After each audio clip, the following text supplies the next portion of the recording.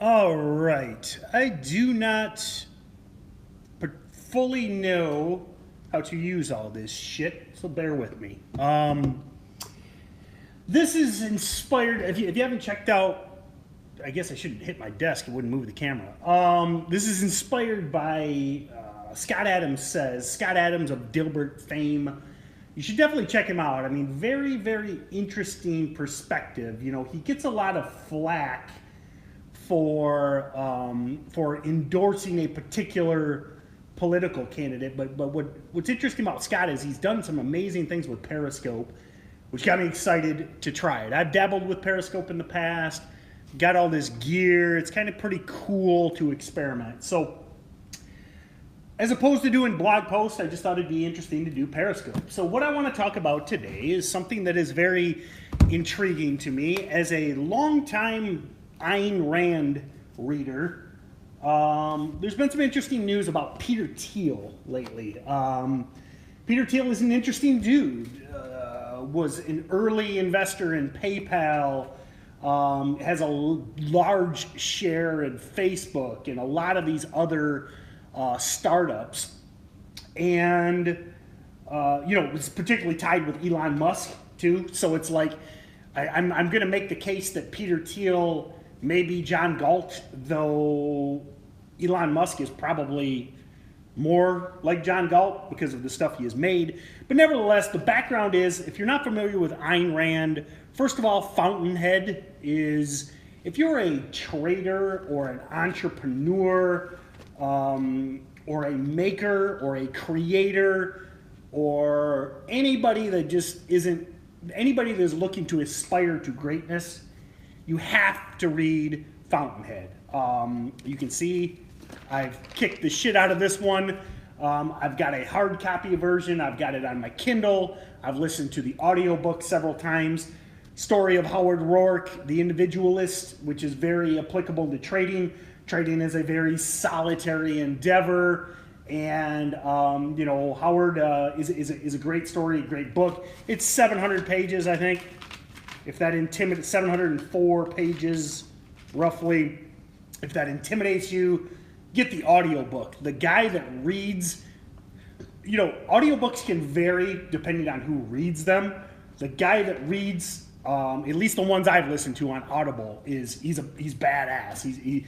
He does a great job of emoting, and it's really good. But we're going to talk about Atlas Shrugged, particularly John Galt, and how that applies to my theory on whether or not he is indeed Peter Thiel, or Peter Thiel is him. Basically, not going to summarize the entire 1,000-page Atlas Shrugged, though you should read it or listen to the audiobook. It's basically, for today, the underlying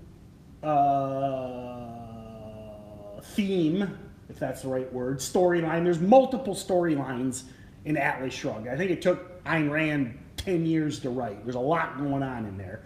But the primary underlying theme is the story of John Galt. Basically, John is a genius. He is a maker. He is a thinker. He is an individualist. And, he goes to college at like 12, to engineering school.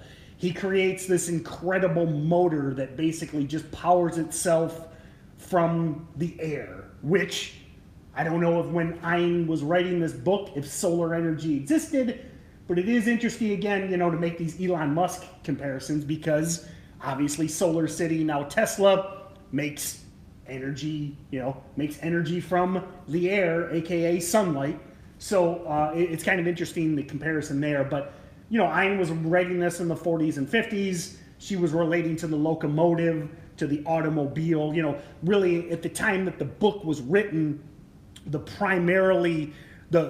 most advanced technology at that time was automobiles, aeroplanes, locomotives. She didn't have iPads, computers, iPhones, etc., space travel, etc. So anyway, John Galt then basically, he's a maker, he's a producer, he does things, he makes stuff. Obviously, I aspire to that as well. I enjoy making things, building things. Build my own house. I've built multiple buildings. I do handyman stuff. I weld. I enjoy making things and producing things. And basically, John looks at the world and is like, 90% of these people are lazy. And they're mealy-mouthed politicians. They create nothing. He struggles with regulation from these sketchy political figures, as well as Hank Rearden. So Hank Rearden comes along separately. He struggles immensely under the oppression of government regulation, and particularly related to these guys that produce nothing. They are slimy politicians that at the end of the day, all they do is talk. They don't do anything. John Galt's a doer. Howard Rourke's a doer. Ragnar Danaskjöld and all of the who's the other main character? He's my favorite. Francisco D'Antonio. He's probably my favorite character in Atlas Shrugged. But so anyway, John Galt basically just gets to the point where he's like, "Fuck the world. I'm done. I have the ability to save all of you. I have the ability to increase your standard of living, to make all of these incredible technological things happen, but the sleazy politicians, the lazy people just want all they want to do is crabs in the bucket." So John, if you're not familiar with the crabs in the bucket metaphor, if you throw a bunch of crabs in the bucket, if one of them tries to escape, he wants to do better. He wants to get out of this cesspool at the bottom of the bucket. All the other crabs will just drag him back down. They won't kill him. They won't injure him. They just see him going on to do better and greater things, and they're all like, "No, we're not going to let Frank leave the bucket. We're going to drag him back down in." So that's the sum of what John Galt does. He just disappears, creates this commune in Colorado, and then at the end of the book, Ian gets a little wacky at the end. 85% of Atlas Shrugged is on point. The last couple hundred pages, I think she smoked a little too much dope. Starts turning everybody into superheroes and stuff. So I think she got like aspirations of a movie deal at the end of Atlas Shrugged, and kind of from page 700 to 1000, she lost her way a little bit. But anyway, in the news, Wall Street Journal had an article this week that Peter Thiel is, he says hostility to half of Americans isn't good business or politics. And he has basically decided that because of the culture warfare in San Francisco, in these quote-unquote progressive areas, particularly in technology companies, on a footnote, and we'll talk about this at a future date, check out James Damore, the guy that got fired from Google. That's another interesting story that ties, in my opinion, ties back to what Peter Thiel is saying. But he ultimately just says this culture warfare of this outrage society in Silicon Valley, this safe space, all of this stuff creates nothing. Now, is there injustice in the world? Yes. Will there always be injustice in the world? Yes. Can we do better? Can we improve? Can we make things better? Yes. But ultimately, what is going on right now accomplishes nothing. You get better by making things, not whining. And he is basically uprooted from Silicon Valley and says, "I'm done." So that was what reminded me of John Galt, because John Galt just says, "I'm done. I'm moving on." And it's very, also, Tim Ferriss, another must follow. I would actually grab his books, but my camera is elevated on them right now. Tim Ferriss did the same thing. I'm assuming the majority of you are familiar with Tim Ferriss. If you aren't, check out his blog, check out his podcast, buy his books. Very smart guy, very interesting guy. I think he spent the majority of his life in Silicon Valley, and recently he left too because of the toxic culture there, the outrage society, the victim society. So now you have another guy. I mean, Tim is a little different. I mean, he's an author, he's a thinker, he's a podcaster. He's not necessarily making rockets or electric cars or solar panels, but again, he ultimately underneath, he's a maker. He writes 1,000-page books. So back to kind of close the loop, and I don't even know, how do I how do I like see my comments and stuff? Is there? Of course, nobody probably cares anyway. I'm probably talking to myself. Wish I knew how to use Periscope, but anyway.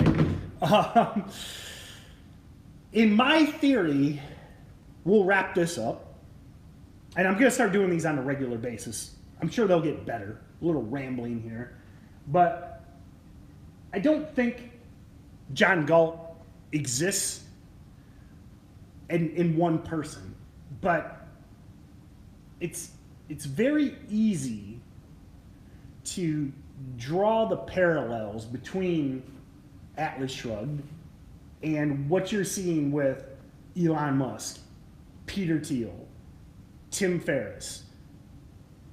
These guys all think similarly, and they're all making the same actions, and they're all makers, they're all doers.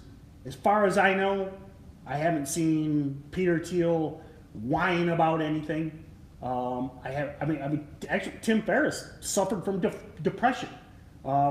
Check out the Jocko Willink podcast with Tim Ferriss as a guest. Ferriss goes into extreme detail that he suffered with depression, thought about suicide, but you don't hear him crying and whining and you know, calling himself a victim and all of these things that you see these days.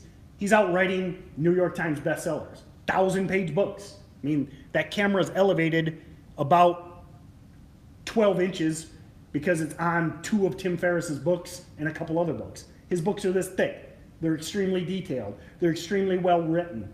He's putting out multiple podcasts a week.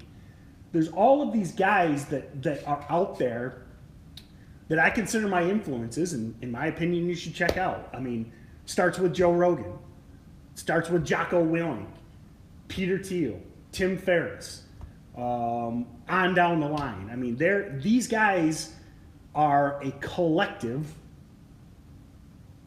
John Galt. And what is interesting right now, and why you'll often see me, you know, if you're watching this, you probably follow me on Twitter, and you'll see me constantly talk about the amazing world we live in and the I think potential amazing things for the future. And meanwhile, if you look through the wrong lens, and I'm bringing this back around to Scott Adams. So Scott Adams constantly talks about a thought experiment where there's 2 movies. I hope I put this way. There's 2 movies on the same screen. So you and I, me and someone else, are watching the same movie, whether it be the news, current events, the world, and depending on what lens, what filter you look through, it's either the worst time in history and society is going to break down and you need to, you know, stock your bunker and get ready for the breakdown of society. Or, you know, so you're over there on the victim side. Or you're looking at the world. So this guy's looking at the world through, and I hate to go there, the victim guy's looking at the world through the lens of CNN, mainstream media, and he's getting fed this constant diet of the world is ending. I'm looking at the world through the lens of Joe Rogan, Jocko Willink, Tim Ferriss, Peter Thiel, Elon Musk. And this guy and I, my imaginary friend over here, we're looking at the same world, but through a different lens. And what's exciting about what Peter Thiel has done and what he is saying is, like, he says, these are the things I believe, these are the things I'm creating, and I'm going to, for lack of a better term, take my ball and go home and do these great things elsewhere. Just like in Atlas Shrugged, when everybody goes to Colorado and creates this utopian society. So, biggest thing to take away is continue to watch this. These intelligent makers, particularly, and I know I've used that term a lot, but when I see guys, you know, politicians, back to my Ayn Rand, you know, some of them, I mean, many of them have businesses, have done things in the past. but a majority of them do nothing but talk, versus the doers of the world. And when you're looking at the world through a lens, look at it through launching a ridiculously fast electric car into space, privately funded, versus the other side that sees the other lens that everything is terrible and the world is about to end. So, resources: Joe Rogan podcast, Jocko Willink podcast, Tim Ferriss podcast, Ayn Rand books, Tim Ferriss books. Choose your lens, and it will set your mentality. And you can be terribly unhappy in 2018, or you can be terribly excited and positive. And what takes you? What's the difference between creating something, building something amazing with my track saw, building the next iPhone? It's that positive mindset. It's that maker mentality. If you're over on the victim side and everything looks bad, what comes out of that? It's a snowball rolling downhill either way. It's either a snowball rolling downhill, gaining momentum of positivity and change and making things, or it's a snowball rolling downhill of bitching, whining, complaining, and that ball just gets bigger and bigger, and nothing is produced, and the world is not a better place. So, thank you. This was rambling, but I think that's kind of what Periscopes are. Have a great day, everyone. Choose your lens properly. Check out Scott Adams Says as well, and we'll see you next time.